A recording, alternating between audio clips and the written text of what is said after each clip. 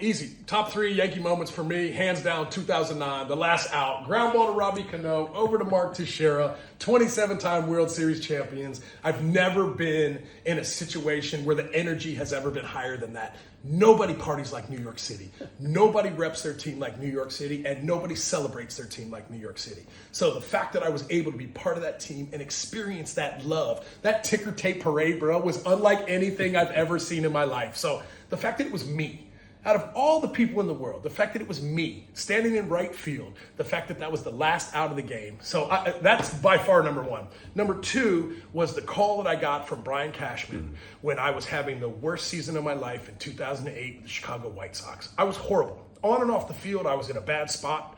And the fact that he reached down and pulled me out of the gutter.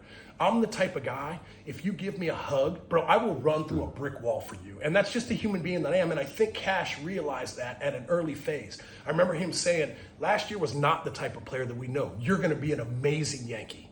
And the fact that somebody would say that coming off of a 219 batting average the year before, I think I don't know how many errors I made that season. I wasn't the player that I thought I could be at that moment. And by the way, I needed that. Because I tell people this all the time. When you're kicking ass and you're winning, bro, you're not learning a thing. You're just rolling.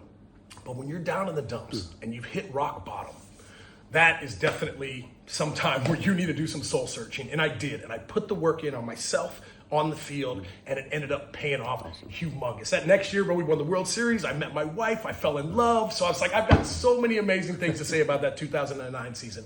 And then the third one was being elected by the fans to the All-Star game in 2010. Bro, I always call myself the people's champ because I am such a people person. I love being around people, and I feel like I try to give them the love because athletes, we're nobody if it's not for the fans. So the fact that the bleacher creatures personally welcome me in the way that they did, bro, I'll never let that go. I will love them for life because when you're in a tough time like that, when you have those people pull you up out of the gutter, that's the time when you really want to give everything you got. And so I did that. Every time I took the field for the New York Yankees, bro, I was going to give my life to it because I knew that it could have been somebody else in that position. So those are my top 3. I've probably got a bunch more I could probably rattle off. Maybe, the home run derby was awesome to do and the whole 9, but those would be my top 3 great Yankees.